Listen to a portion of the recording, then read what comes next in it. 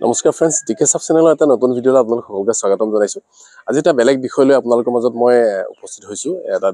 বিশেষ কথা জনাবৰ বাবে, এটা বিশেষ খবৰ দিবৰ বাবে।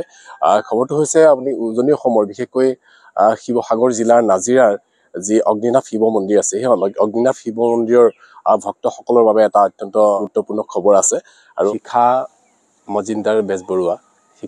বেজবৰুৱা হৈছে মন্দিৰৰ মূল সেৱকী। আৰু এই শিখাবাই আজি এটা ৰিকুৱেষ্ট কৰি আৰু শিখাবাই ছ'চিয়েল মিডিয়াত ৰিকুৱেষ্ট কৰি এটা কথা জনাইছে। তেখেতে এটা সময়ত মানে কন্দনামুৱা হৈ গৈছে, কিয় কাৰণে হাজাৰ হাজাৰ ভক্তৰ সমাগম হৈছে আৰু ৰাস্তাটো যথেষ্ট ঠেক আৰু জেগা বহুত কম হৈ আছে। মন্দিৰত যিসকলে তেখেতে বাৰম্বাৰ অনুৰোধ কৰাৰ পিছতো শৰাইৰ লগতে মাহ প্ৰসাদ তথা নৈবেদ্যৰ দ্ৰব্য ভাণ্ডাৰখিনি ইমান বেছিকৈ লৈ আহিছে যে থ'বলৈ তেওঁলোকৰ জেগা নাই। কল প্ৰসাদ এইবিলাক মৰহি গৈছে, নষ্ট হৈ গৈছে, তেওঁ পেলাবলৈ জেগা বিচাৰি পোৱা নাই। অত্যন্ত এটা মানে সমস্যাত পৰি পেলাই তেখেতে আজি দুদিনমান আগতে এই ভিডিঅ'টো শ্বেয়াৰ কৰিছিলে। গতিকে মই ভিডিঅ'টো আপোনালোকৰ আগতো শ্বেয়াৰ কৰি দিছোঁ। আপোনালোকে সকলো ভক্তই এটা কথা অনুগ্ৰহ কৰি এটা কথা চাব যে আৰু কিছুদিনৰ পিছত হয়তো 1 তাৰিখৰ পৰা, ফেব্ৰুৱাৰী মাহৰ 1 তাৰিখৰ পৰা তেখেতসকলে মন্দিৰলৈ নাযাবলৈ তেখেতসকলে ৰিকুৱেষ্ট কৰিছে। কিয় ৰিকুৱেষ্ট কৰিব লগা হ'ল, এই গোটেই ডিটেইলছ আপোনালোকে ভিডিঅ'টো চালে গম পাব। যিহেতু ভিডিঅ'টো বাবাৰ ভক্তসকলৰ বাবে অত্যন্ত এটা দৰকাৰী আৰু ইনফৰ্মেটিভ ভিডিঅ', গতিকে আপোনালোকে ভিডিঅ'টো চোৱাৰ লগতে শেষলৈকে চোৱাৰ লগতে ভিডিঅ'টো শ্বেয়াৰ কৰি দিব, যাতে বাবাৰ ভক্তসকলে কথাখিনি গম পায়। আৰু সকলোকে অনুৰোধ জনাইছোঁ, যিহেতু অত্যন্ত এটা ইনফৰ্মেটিভ ভিডিঅ', যিহেতু বাবাৰ ভক্তসকলে যাতে অসুবিধা নোপোৱাকৈ অগ্নিনাভ বাবাৰ মন্দিৰলৈ যাব পাৰে পৰৱৰ্তী সময়ত, আৰু যাতে বাবাৰ যি আশীৰ্বাদ যাতে ল'ব পাৰে, সেই বিষয়ে সবিশেষ জানিবৰ বাবে ভিডিঅ'টোত গোটেইখিনি কথা উল্লেখ কৰা হৈছে। শিখাবাৰ মুখেৰে আপোনালোকে সকলোখিনি গম পাব। শেষলৈকে ভিডিঅ'টো চাব। আৰু ভক্তসকল অসমৰ উপৰিও ভাৰতৰ বিভিন্ন ঠাইত বিয়পি আছে, গতিকে তেখেতসকলৰ যাতে এই ইনফৰ্মেশ্যনটো গম পায়, সেইবাবে ভিডিঅ'টো আপোনালোকে এবাৰ শ্বেয়াৰ কৰি দিব। আৰু যিসকলে নতুনকৈ চেনেলটো ভিজিট কৰিছে, ডিকে সাব চেনেলটো এবাৰ ছাবস্ক্ৰাইব কৰি ৰাখিব, যাতে এনেধৰণৰ ইনফৰ্মেটিভ ভিডিঅ'বিলাক আপোনালোকে পৰৱৰ্তী সময়ত লাভ কৰিব পাৰে। বাবাৰ চৰণত মই সেৱা জনাইছোঁ, আৰু যাতে বাবাৰ যি আশীৰ্বাদ, বাবাই যাতে সকলোকে আশীৰ্বাদ কৰে, সকলোৱে যাতে মংগল হয়, তাৰ কামনা কৰিছোঁ। আহকচোন শিখাবাৰ মুখেৰে আমি এই যি সমস্যা, এই সমস্যাৰ বিষয়ে অৱগত হওঁ। অগ্নিনাভ শিৱ মন্দিৰলৈ স্বাগতম জনাইছোঁ। আজি আমি বিশেষ সিদ্ধান্ত ল'বলৈ লৈছোঁ, সেইবাবে এই ভিডিঅ'টো কৰিছোঁ। আজিৰ দিনটোত আজি আমাৰ সোমবাৰ আছিলে। ভিডিঅ'টো মই কেতিয়া দিওঁ ক'ব নোৱাৰোঁ, কিন্তু মই ভিডিঅ'টো বনাইহে থৈছোঁ। আজি ৰাম মন্দিৰ প্ৰতিষ্ঠা, আৰু আজি আমাৰ সোমবাৰ। আমাৰ মন্দিৰত আজি অগণন ভক্ত, ৰাম ভক্ত, শিৱ ভক্ত, সকলো ভক্ত ভাবিব নোৱাৰা। আজি আমাৰ মন্দিৰত, আজি নাজিৰাখনত মানুহ নধৰা নিচিনা হৈ গৈছে। এনেকুৱা ধৰণৰ ভিৰ আমাৰ মন্দিৰততো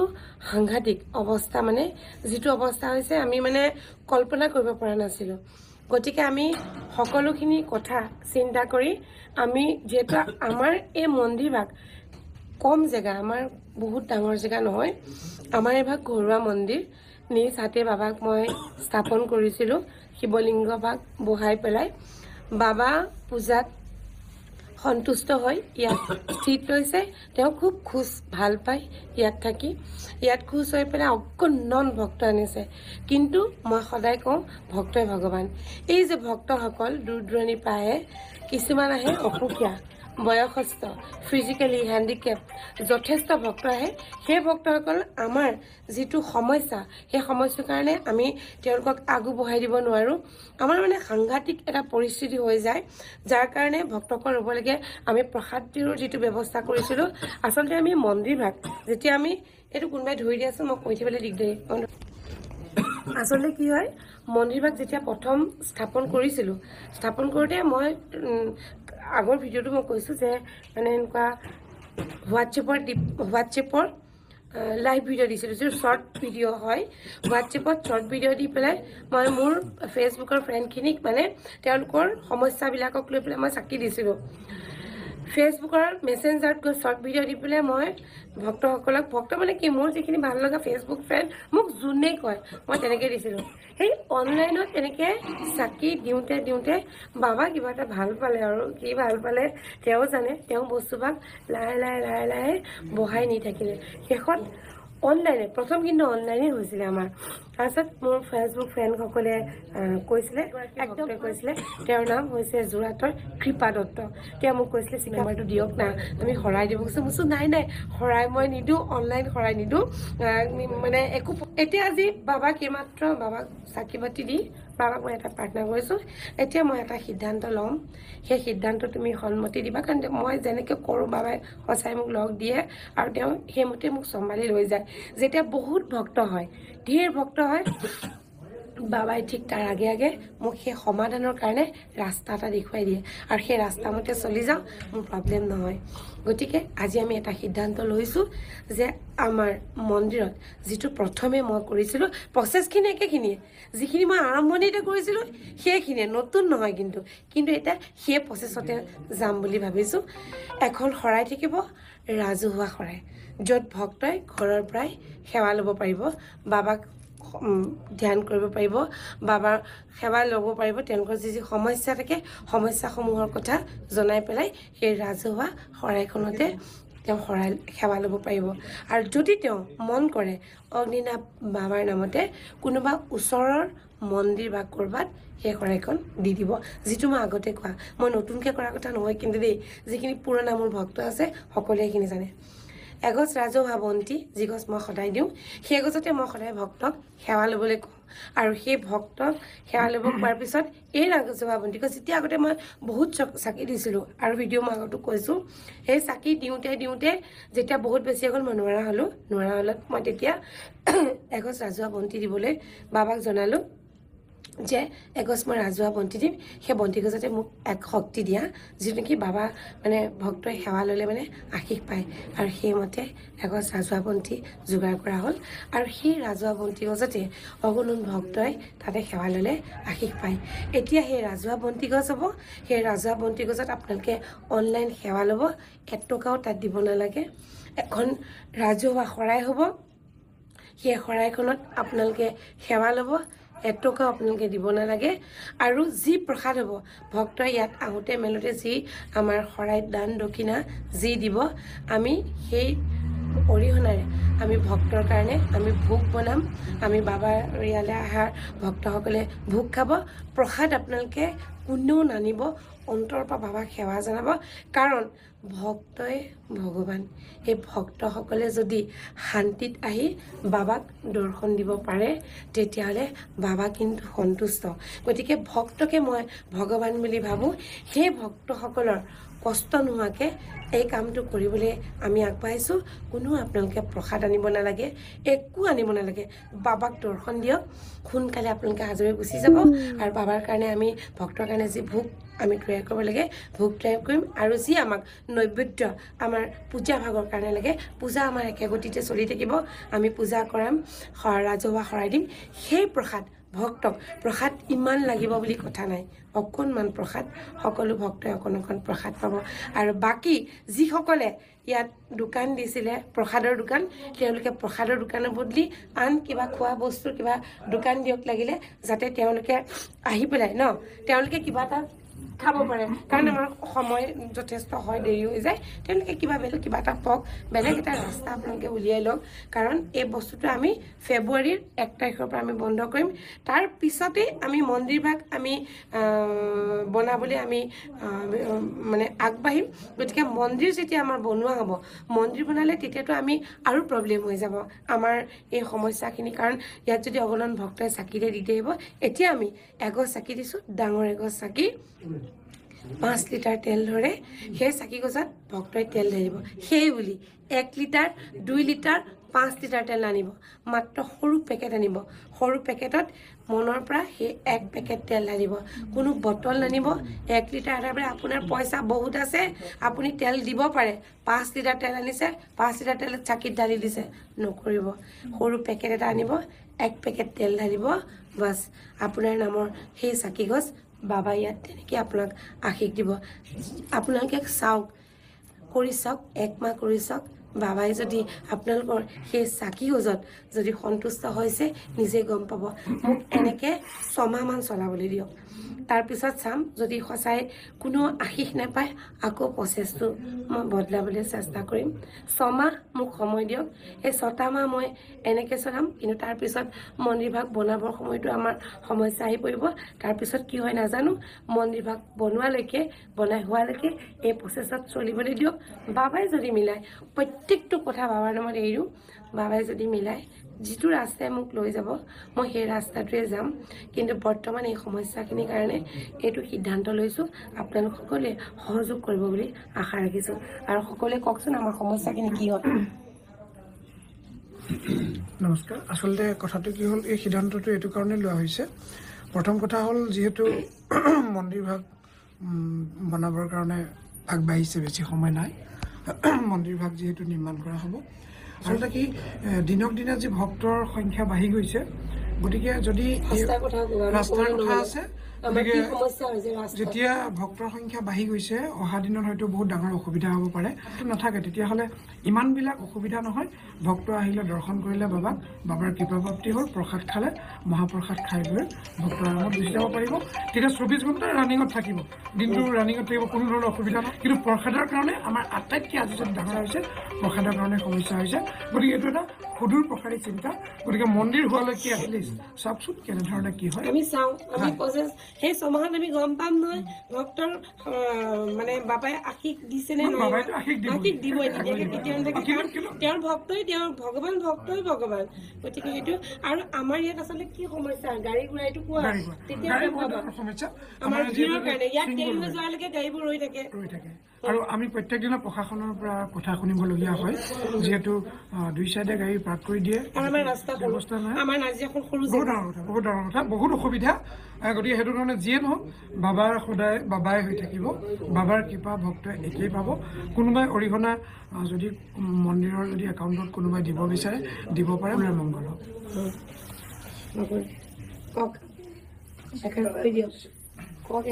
সকলোকে নমস্কাৰ জনাইছোঁ আজি যিটো সিদ্ধান্ত গ্ৰহণ কৰিলে এই সিদ্ধান্তটো সকলোৱে গ্ৰহণ কৰাৰ ক্ষেত্ৰত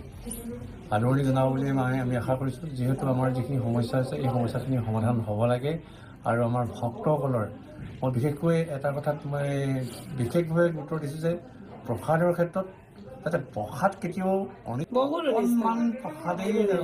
যাতে প্ৰভুৰ মহাপ্ৰসাদটো যাতে সদব্যৱহাৰ হয় সেই প্ৰসাদটো আপোনাক দেখাম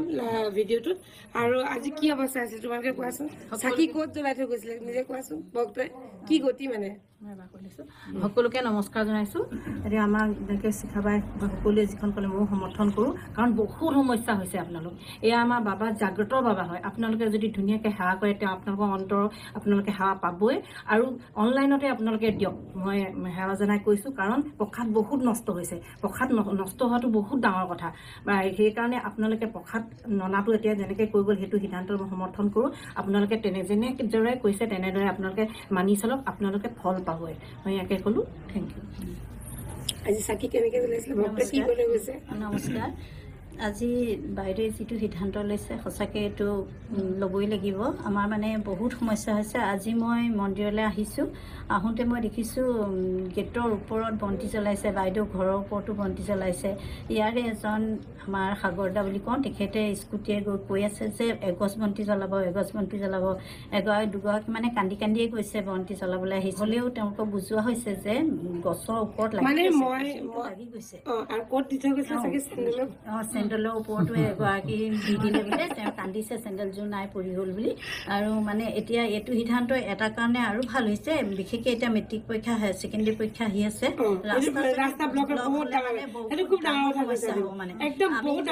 বহুত দিনতে স্কুলত মাতিছিলোঁ যে বাইদেউ এতিয়া কি কৰিব বাৰু এইটো কথা ষ্টুডেণ্ট ৰৈ গ'লে আমাৰতো বহুত সাংঘাতিক আমাৰ এতিয়া ক্লাছ টেষ্ট হৈছিলে তেতিয়াই আমাৰ মানে দলঙৰ ওচৰত গাড়ী ৰৈ গৈছিল লেট হ'ল আমি বহুত দেৰিকৈ পৰীক্ষা পাতিছোঁ তেতিয়া মানে সেইটো এটা আপোনালোকে সেইকাৰণে বাইদেৱে 6 মাহ সময় দিছে 6 মাহৰ ভিতৰত আপোনালোক আকৌ আহিব নমস্কাৰ মানে 6 মাহত চাকচেছ দিয়ে নে বাবাই মানে কি ৰাস্তা বাবাই দিব আৰু সেইটোৱে কাৰণ আমি সেইটোৱে সেইখিনি কথা সমস্যা মন্দিৰৰ আইগৰাকীয়ে যিটো সিদ্ধান্ত লৈছে আমি খুব আনন্দিত এইভাগে আমাৰ মন্দিৰভাগী খুব জেগা কমৰ কাৰণে অগণন ভক্ত বাঢ়িছে আমাৰ সদায় আমাৰ ট্ৰেফিকৰ বহুত প্ৰব্লেম হৈছে গাড়ী পাৰ্কিং কৰা গণ্ডগোল হৈছে ভকতসকলৰ ভিতৰলৈ যেতিয়া অগণন ভক্তৰ ভিতৰলৈ আগমন কৰে তেতিয়া আহোঁতে যাওঁতে বহুত কষ্ট হয় আৰু আমাৰ কৰ্মীবিলাক এনে অগণন ভক্তৰ বঢ়াৰ কাৰণে আমাৰ কৰ্মীবিলাকো বহুত ভাগৰি পৰে আমি ৰাতিপুৱা আপোনাৰ 9টা বজাত আহি ৰাতি 8টা 9টা বজাত যাবলগীয়া হয় আৰু পিছৰ দিনৰ কাৰণে আমি কৰিব লাগে আজি আইগৰাকীয়ে যিটো সিদ্ধান্ত লৈছে 6 মাহৰ কাৰণে সেই সিদ্ধান্ত আপোনালোকে সকলোৱে আমাক সহায় জনাব বুলি আমি আশা কৰিলোঁ ধন্যবাদ আৰু এই 6 মাহৰ ভিতৰত এই ধৰণে বাবা পূজাৰ পিছত যিখিনি ছাকচেছ থাকে সেইখিনি মই স্ক্ৰীনশ্বট মাৰি পেলাই নিশ্চয় জনাই থাকিম তেতিয়া আপোনালোকে গম পাব বাবাই একচেপ্ট কৰিছেনে নাই আমাৰ এই নিয়মটো আৰু এইখিনি কৰিলে নহয় আমাৰ বহুত মানে ভক্তয়ো বহুত শান্তি পাব আৰু আমাৰো কৰ্মচাৰীসকলে বহুত কষ্ট হয় দুখ লাগি যাব আপোনালোকৰ মানে ঘৰ গৃহস্থী বহুত দুখ লাগি যায় মানে ঘৰ গৃহস্থী মানুহ তেওঁলোকৰ দিনটো কাম কৰি মানে তেজ মঙৰ মানুহ সকলো এইটো ইমান সম্ভৱ নহয় আৰু মন্দিৰবোৰ খুব পৰিষ্কাৰকৈ ৰাখিব বিচাৰোঁ তেওঁলোকেও জানে যে বাইদেউ লেতেৰা হৈ থাকিলে বেয়া পাব কোনফালে কৰিব মানে এনেকুৱা হৈছে এতিয়া আপোনাক দেখাম আজিৰ বস্তু লোকচান কেনেকৈ হৈছে বা আমি কেনেকুৱা ধৰণে আমি সিদ্ধান্ত ল'বলৈ ওলাইছোঁ আৰু আমাৰ ৰাস্তা যিহেতু সৰু আপোনালোকক কৈছোঁৱেই আৰু এইখিনি নকৰিলে আমাৰ উপায় নাই গতিকে যিসকল ওচৰত দোকানী আছে তেওঁলোকে নিজে এটা সিদ্ধান্ত লওক কিবা এটা কৰক বেলেগ ব্যৱস্থা লওক বা ইয়াত যিসকল ভক্ত আহে তেওঁলোকে খাব পৰাকৈ আপোনালোকে চাহ তামোলৰ দোকান দিয়ক তেনেকুৱা কৰক চাকিৰ ব্যৱস্থাটো আমি বন্ধ কৰি দিম কোনো ধৰণৰ বটল ইয়াত নানিব কেৱল মাত্ৰ সৰু পেকেট আনিব এটা পেকেট ঢালিব কোনো ধৰণৰ 1 লিটাৰ আধা লিটাৰ বা বেছি সংখ্যক তেল নানিব আমাৰ নষ্ট হোৱাটো চব লক্ষী নষ্ট হোৱাটো বহুত বেয়া কথা সেই কামটো যাতে নহয় এতিয়া আপোনাক দেখাইছোঁ ৰ'ব চাব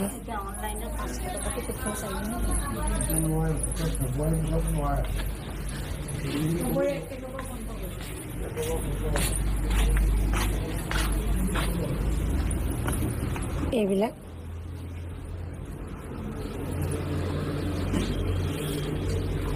এইবোৰ চাওক কিমান বস্তু এইবোৰ আজি ভক্তই অনা এইখিনি যদি আপোনালোকে আনিছিলে ধৰক এইখিনি যদি আমি ব্যৱহাৰেই কৰিব নোৱাৰিলোঁ কিবা লাভ আছে জানো তথাপি এইখিনি আমি পেলাম কেনেকৈ লক্ষীক আমি কেনেকৈ নষ্ট কৰিছোঁ চব এইবোৰ মানে ভাবিব নোৱাৰে আৰু কিমান বস্তু ফ্ৰণ্ট কেমেৰাই দেখাইছোঁ কাৰণে অকণমান মোক দিগদাৰি হৈছে বাৰু চব ইমানখিনি কাম কোনে কৰিব চবৰে এটা সময়লৈকেহে কৰিব পাৰিব চব ভাগে গুচি গ'ল আমি কাইলৈ কি কৰিম এইখিনি ক'ত কি কৰিম আমি ক'ত পেলাম কি কৰিম মানে আমাৰ ৰাস্তা নাই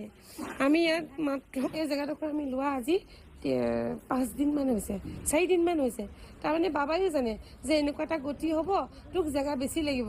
আমাৰ ইয়াৰ আধা বস্তু ৰাখিব পৰাও জেগা নাছিলে আগতে কিন্তু এতিয়া বাবাই এইখিনি দেখুৱালে কৰিলোঁ আজি দিনটোৰ কাৰণে চলি গ'ল কালি দিনটো চলি গ'ল গতিকে ভক্তসকলক বিনম্ৰ অনুৰোধ আপোনালোকে আৰু কোনো ধৰণৰ বস্তু